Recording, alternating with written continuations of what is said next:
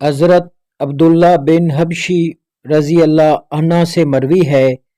رسول اللہ صلی اللہ علیہ وآلہ وسلم نے فرمایا، جس نے بیری کا درخت کاٹا، اللہ اس کے سر کو جہنم میں الٹا لٹکائے گا۔ امام ابو داؤد رحمۃ اللہ سے اس حدیث کی توضیح پوچھی گئی تو انہوں نے فرمایا، یہ حدیث مختصر ہے،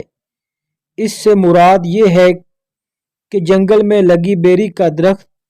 جو آنے جانے والے مسافروں اور جانوروں کے لیے